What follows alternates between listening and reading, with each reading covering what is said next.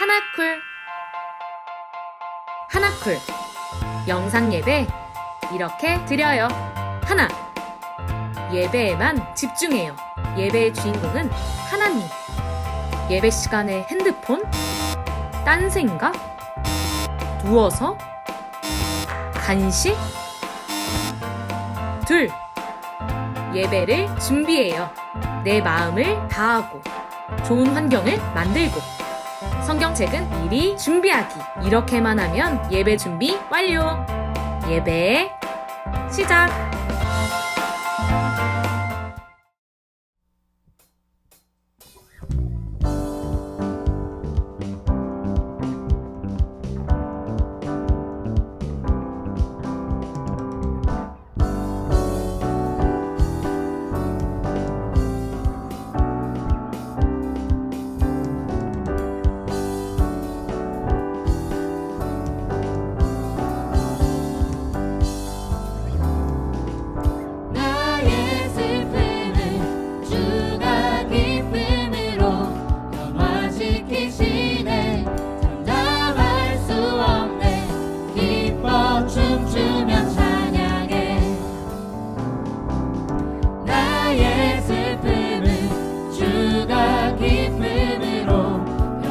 지키시네 참담할 수 없네 기뻐 춤추며 찬양해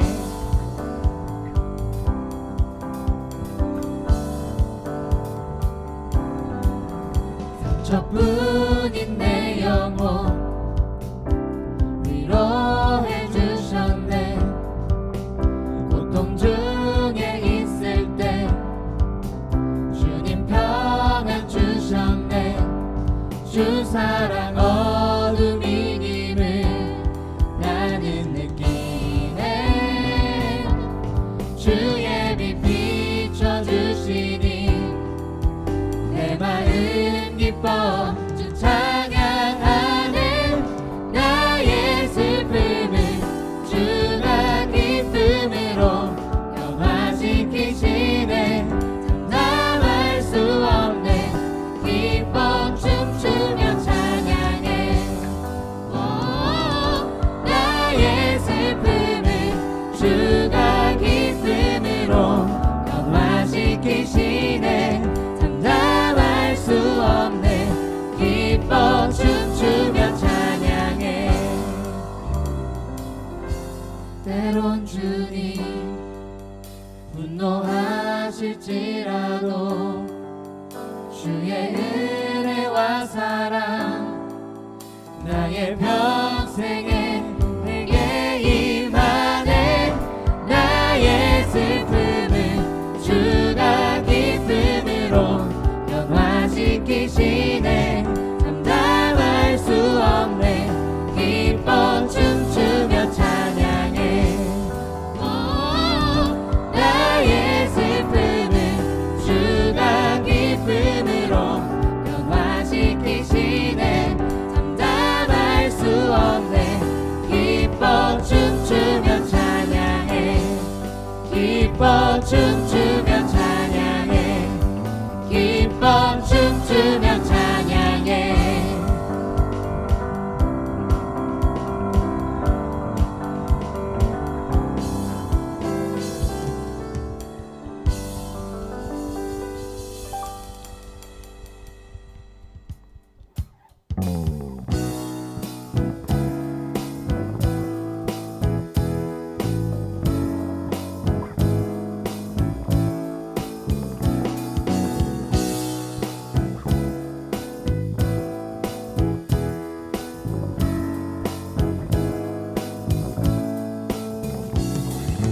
내 마음을 가득 채운 주 향한 찬양과 사랑 어떻게 표현할 수 있나 수많은 찬양들로 그만 표현할 길 없어 다시 고백합니다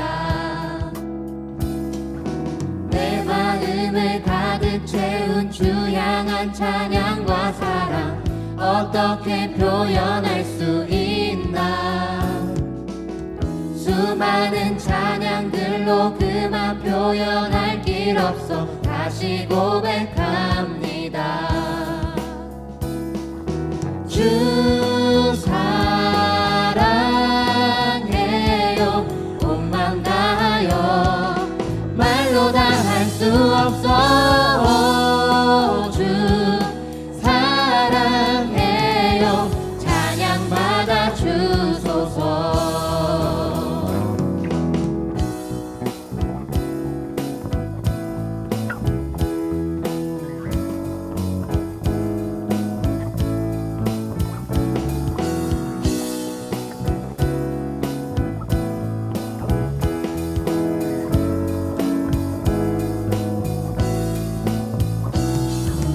수많은 멜로디와 찬양들을 드렸지만 다시 고백하기 원하네.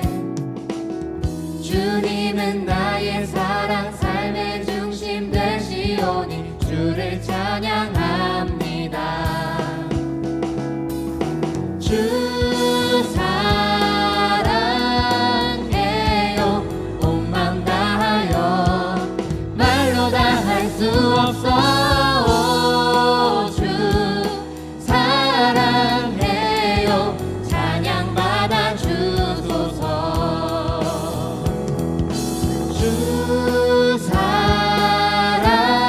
사랑해요. 온 맘 다하여 말로 다 할 수 없어. 주 사랑해요. 찬양 받아 주소서. 주님 사랑 다시 고백하는 새날 주심 감사해요. 주님 사랑 다시 고백하는 새날 주심 감사해요.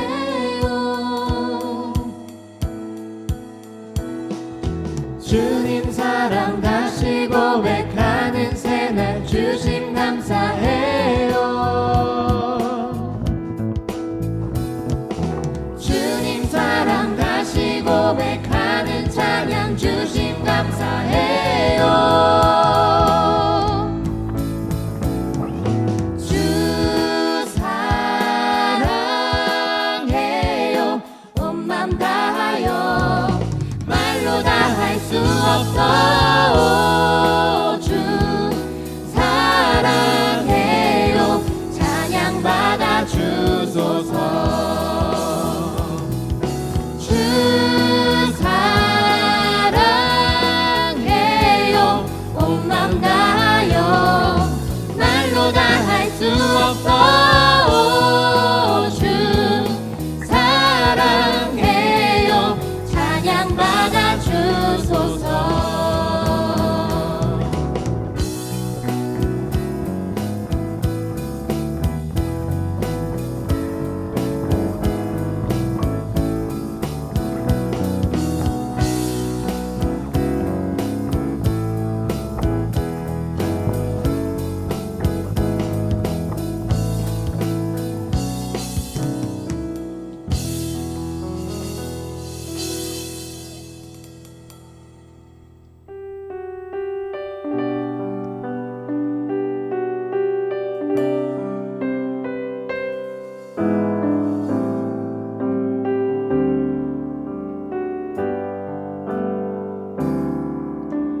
주님 제 마음이 너무 둔해서 주님을 볼 수 없습니다. 이 땅에 속하여 이 땅만 보다가 주님 손을 놓쳤습니다. 나는 나그네로 왔는데 왜 주저앉게 되었나. 나는 정직인데 언제부터 내 삶의 주인이 되어버렸나.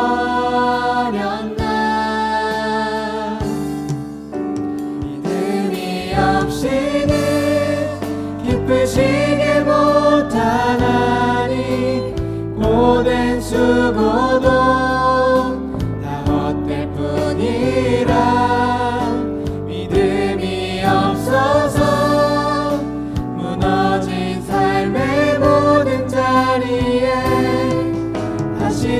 주님을 기다립니다. 주님, 제 마음이 너무 둔해서 주님을 볼 수 없습니다. 이 땅에 속하여 이 땅만 보다가 주님 손에 놓쳤습니다. 나는 나그네로 왔는데 왜 주저앉게 되었나.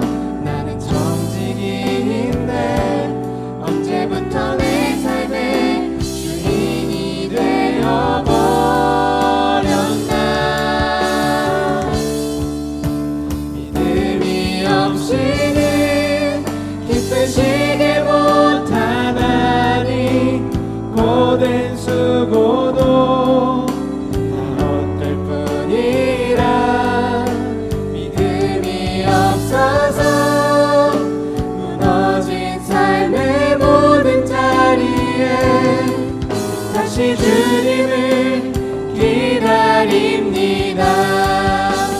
믿음이 없이는 기쁘시게 못하나니 고된 수고도 다 헛될 뿐이라.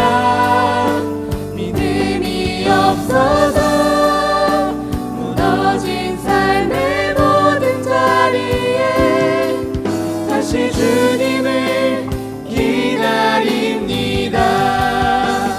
믿음이 없이는 기쁘시게 못하나니 주를 찾는 자 반드시 만나리. 믿음이 없어서 무너진 삶의 모든 자리에 다시 주님을 기다립니다. 다시 주님을 기다립니다.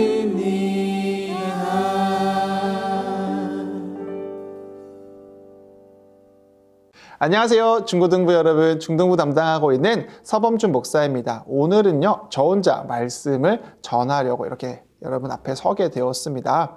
여러분, 코로나가 2.5단계로 격상되게 됨에 따라서 12월 마지막 주까지 우리가 비대면 예배로 전환되게 되었어요. 굉장히 슬픈 소식이죠. 다시 만나서 예배한 지가 얼마 되지 않은 것 같은데 벌써 또 우리 이렇게 만나지 못하지만 또 이렇게 유튜브 통해서 영상으로 예배 드릴 수 있게 되었습니다.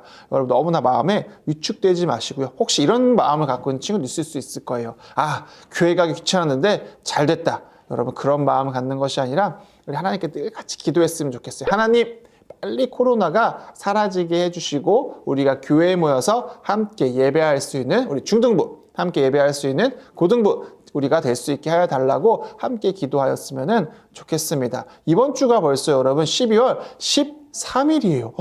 벌써 이제 여러분 3주만 있으면은 2020년도 다 지나가 버리게 되었습니다. 한 해 동안 생각하셨던 그 계획이나 목표 있지 않으세요? 여러분 그 계획과 목표들 다 이루셨나요? 분명히 어떤 친구들은요, 그 계획 시작도 못했어요. 코로나 때문에요. 저는 하다가도 코로나 때문에 잠깐 포기했어요.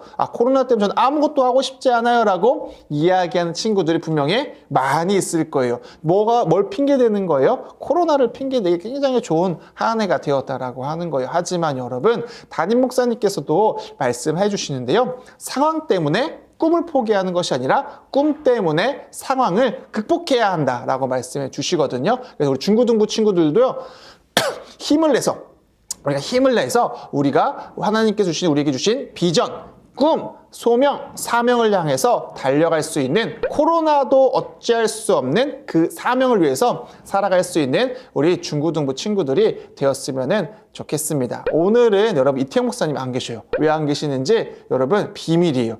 왜냐면은 혼자 한번 나와보고 싶어서. 지난번에 한번 이태용 목사님 혼자서 설교 촬영하신 적 있잖아요. 그래서 저도 한번 해보고 싶어가지고 오늘은 저 혼자 이렇게 설교를 찍게 되었습니다. 그러면 오늘 하나님의 말씀 같이 보도록 하겠습니다. 오늘 함께 나누실 하나님의 말씀은요, 마태복음 1장 1절 한 절의 말씀입니다. 같이 보겠습니다. 아브라함과 다윗의 자손 예수 그리스도의 계보라. 아멘. 여러분, 오늘부터 3주 정도에 걸쳐서요, 예수 그리스도에 대한 이야기를 여러분들과 해보려고 해요. 분명히 지난주에 우리 사사기, 그래서 우리 에웃, 왼손잡이 사사 에웃에 대한 이야기를 했었는데요.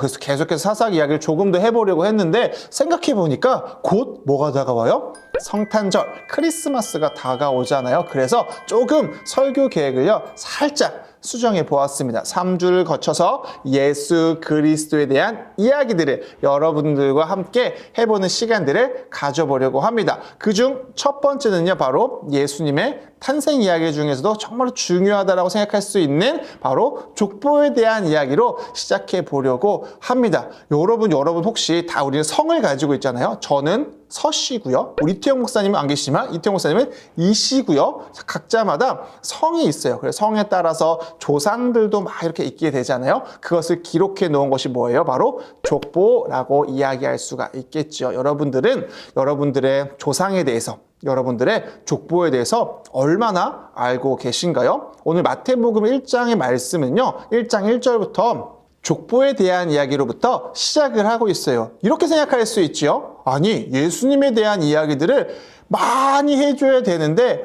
처음부터 족보 이야기 시작해서 분량을 잡아먹는 거야. 족보는 몰라도 되는 거잖아 라고 생각을 일반적으로 할 수가 있어요. 그런데 여러분, 이 족보 이야기는요, 너무나 중요한 이야기다라고 이야기할 수가 있어요.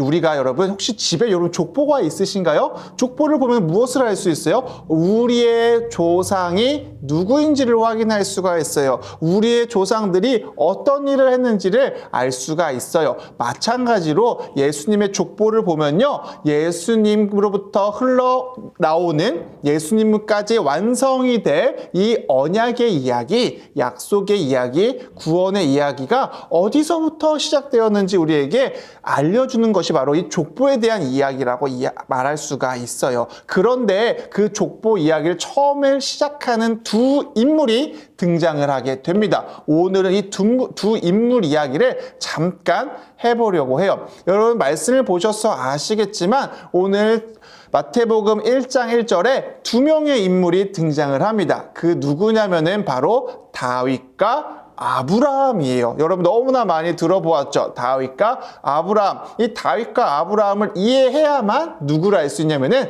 예수님을 이해할 수 있어요. 바로 우리가 복음에 대해서, 구원에 대해서 이해할 수 있다라고 하는 거예요. 왜냐? 여러분, 하나님께서는 다윗을 통해서 주신 약속을, 아브라함에게 해서 주신 약속을 예수님을 통해서 완벽하게 성취하셨기 때문이죠. 그렇다면은 하나님께서 여러분 다윗에게 어떤 약속을 해 주셨냐면은 내가 너로 하여금 영원한 왕의 자리를 허락할 것이다 라고 약속을 해주셨어요. 그러니까 이제 다윗의 후손들이 영원히 왕이 될 것이다 라는 이야기를 해 주신 것이지요. 여러분 다윗이 어느 지파 사람인지 알고 있나요? 바로 다윗은 유다 지파 사람이에요. 그래서 하나님께서 약속하신 것이 무엇이냐면은 이 유다 지파를 통하여서 이스라엘을 구원할 왕이, 이스라엘 구원할 구원자가 오게 될 것이다 라고 말씀을 해 주신 것이지요. 그리고 여러분 우리가 잘 알고 있는 것처럼 믿음의 조상하면 누가 떠오르세요? 바로 아브라함이죠. 맞아요. 그래서 예수님께서는요, 이 믿음의 조상 아브라함의 후손으로 오셨다라고 하는 거예요. 하나님께서는요, 아브라함에게 약속을 하세요. 너로 하여금 믿음의 가문을 만들겠다. 너로 믿음의 조상이 되게 해주겠다라고 말씀해 주세요. 그래서 아브라함의 아들 이삭, 이삭의 아들 야곱, 그 다음 야곱의 12아들, 그리고 12아들부터 파생되어지는 그 이스라엘 12지파, 그들을 바로 아브라함이라고 하는 한 공통의 믿음의 조상을 가지고 있는데, 이 믿음의 조상의 후손이 누구냐? 바로 우리 주 예수 그리스도다라고 하는 거죠. 여러분, 이 마태복음이라고 하는 책은요, 바로 처음에 기록된 그 수신자가 이 마태복음이라는 복음서를 받아들였던 사람들은 바로 유대인들이다라고 이야기할 수가 있어요. 그러니까 유대인들은 딱 이 내용을 보았을 때, 예수님이 우리를 구원할 메시아의 후손이라고? 예수님이 우리를 구원할 믿음의 조상의 후손이라고? 딱 그 이미지를 머릿속에 딱 박히게 되는 거예요. 마치 우리가 보았을 때 대한민국을 구원할 메시아가 누군지 정확히 마태복음 1장 1절 말씀을 통해서 우리는 알게 된다라고 이야기할 수가 있겠죠. 이제 여러분, 예수님의 탄생이 왜 족보로부터 시작되는지 여러분들에게 설명을 한 것 같아요. 예수님은 그냥 어느 날 갑자기 뿅 하고 나타나지 않으셨어요. 하나님께서는 이미 아브라함, 그리고 다윗, 이런 믿음의 조상, 왕의 조상, 이런 사람들로부터 예수님을 계획하고 있었어요. 너희가 다윗을 통하여서 우리의 메시아 왕을 생각하고 있느냐? 그 메시아가 바로 예수 그리스도이다. 너희가 너희의 믿음의 조상 아브라함을 바라보면서 우리에게 또 위대한 믿음을 가르쳐줄 메시아를 기다리고 있느냐? 그 메시아가 예수 그리스도이다 라고 족보를 통해서 우리에게 가르쳐주고 있는 거예요. 여러분, 예수님은 어느 날 갑자기 오신 분이 아니에요. 바로 약속대로, 정한 대로, 하나님의 뜻대로 이 땅 가운데 우리를 구원하시기 위해서 오신 메시아이다 라고 말할 수 있겠어요. 여러분, 이제 곧 있으면 성탄절, 간혹 이렇게 이야기할 수가 있어요. 정말로 예수님께서 12월 25일 날 오셨어요? 그건 아닐 수 있어요. 또 아니어도 저는 상관없다라고 생각해요. 무엇이 중요하냐면은 우리가 예수 그리스도의 탄생을 기념하는 날로 정했다라고 하는 것이 중요하겠지요. 우리가 이제 곧 성탄절이 다가오는데, 성탄절이 다가오면 다가올수록 하나님께서 우리를 위한 한 구원자, 우리를 위해서 보내신 한 메시아를 보내주셨다라고 한 사실을 우리 마음속에 깊이 생각해 보았으면 좋겠어요. 우리는 우연히 태어난 존재도 아니고요. 우연히 교회를 다니는 존재도 아니고 어쩌다가 예수를 믿게 된 사람들도 아닙니다. 그 모든 것이요, 하나님께서 예수 그리스도를 보내시기까지 분명한 계획을 가지고 계셨던 것처럼 하나님께서는 예수 그리스도 안에서 우리를 향한 분명한 계획과 뜻이 있다라고 하는 거예요. 사랑하는 중고등부 여러분, 하나님의 계획과 뜻 아래서, 그리고 예수 그리스도 그 놀라우신 구원자 안에서 날마다 기뻐할 수 있는 저와 여러분, 우리 중고등부 모든 친구들이 될 수 있기를 예수님의 이름으로 간절히 축원합니다. 기도하겠습니다. 하나님, 참 감사합니다. 하나님께서 우리를 너무나 사랑하여 주셔서 예수 그리스도를 이 땅 가운데 보내주시니 감사합니다. 예수님이 어느 날 갑자기 오신 것도 아니고 우연히 오신 것도 아니라 분명한 하나님의 계획과 뜻 아래에서 오셨다라고 하는 사실을 오늘 족보를 통해서 배우게 됩니다. 우리의 믿음이 흔들릴 때, 우리의 상황이 흔들릴 때마다 하나님께서 우리를 긍휼히 여겨주시고 불쌍히 여겨주시사 우리를 향한 하나님의 분명한 계획과 뜻을 기억할 수 있는 중고등부 친구들이 될 수 있게 하여 주시옵소서. 감사드리며 우리 주 예수 그리스도의 이름으로 기도하옵나이다. 아멘.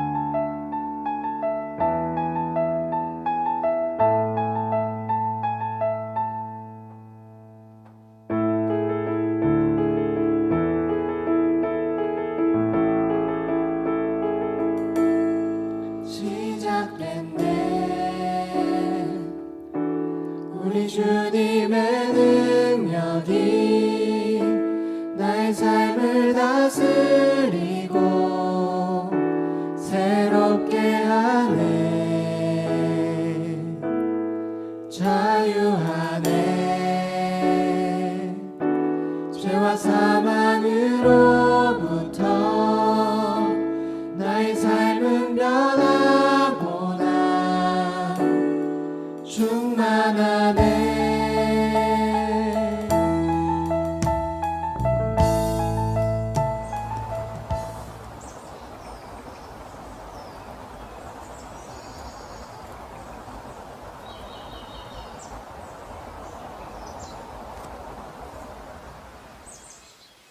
네, 여러분 저는 헐버트 선교사님 묘지 앞에 있습니다. 원래 헐버트 선교사님은 영어 교사로 오셨다가 다시 미국으로 가셔서 감리교단에서 선교사 훈련을 받으셔서 다시 선교사님으로 오신 분이세요. 근데 이분이 왜 중요하냐면 외국인 선교사 신분으로서 오셨지만 고종의 특혜를 받고, 그러니까 고종이 굉장히 신뢰했던 선교사들 중에 한 명이셨습니다.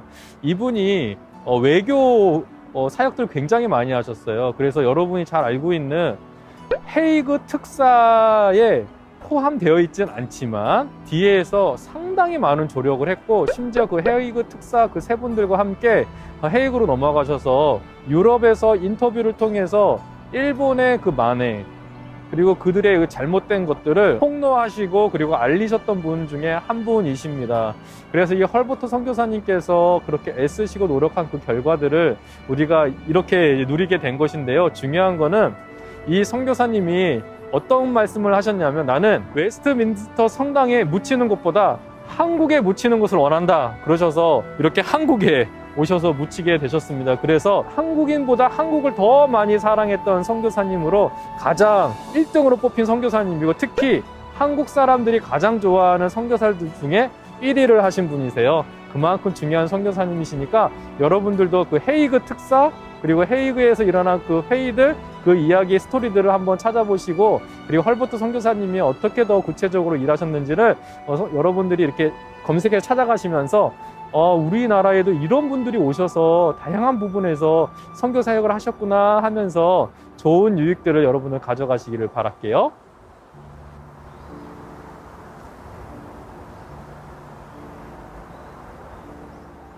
네, 여러분, 선교사님은 아닌데 우리나라에 좀 알려지지 않는 독립운동에 일조하신 외국인 기자분이 계세요. 이분이 바로 여기에 지금 묻혀 계신데요. 영국에서 온 베델이라고 하는 외국인 기자입니다. 이 기자는 러일 전쟁을 취재하기 위해서 특파원으로 평양에 오게 되는데, 이 사람이 1904년에 오거든요. 근데 1905년에 을사늑약이 체결이 되면서 일본의 만행들이 밝혀지게 됩니다. 이때 이 베델이라고 하는 이 기자가 이것을 외국을 향해서 고발하는 기사들을 많이 쓰게 돼요. 그래서 일본의 미움을 받게 됩니다.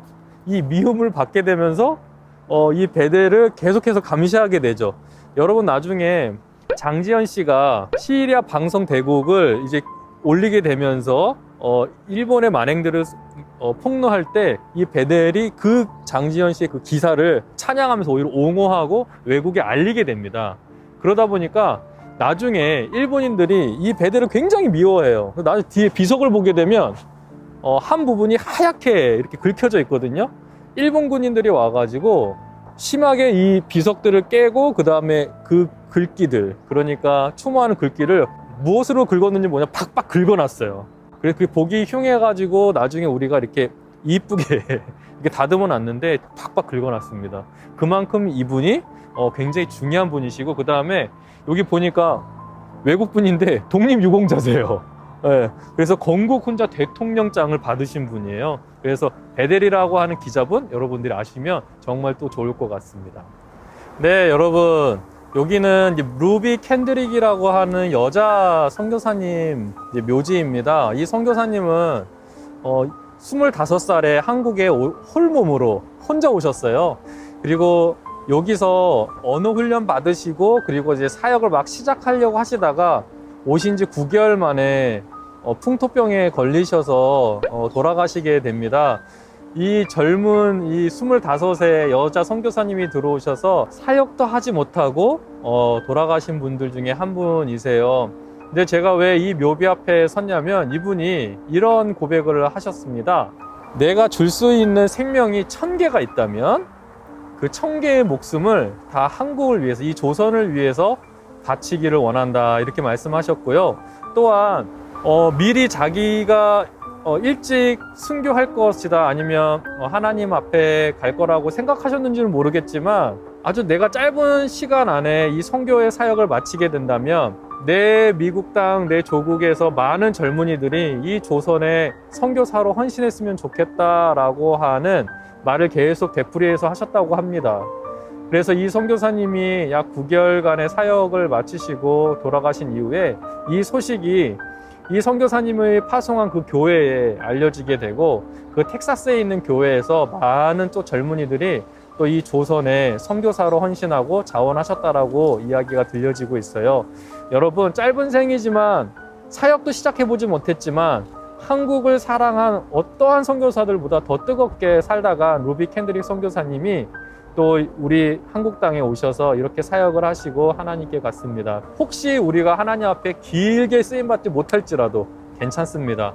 우리의 마음으로 하나님을 더욱 사랑하고 그리고 뜨겁게 우리에게 맡겨준 사명을 다한다면 하나님 앞에 섰을 때 정말 부끄럽지 않지 않을까요? 그런 우리 학생들이 되기를 축복합니다.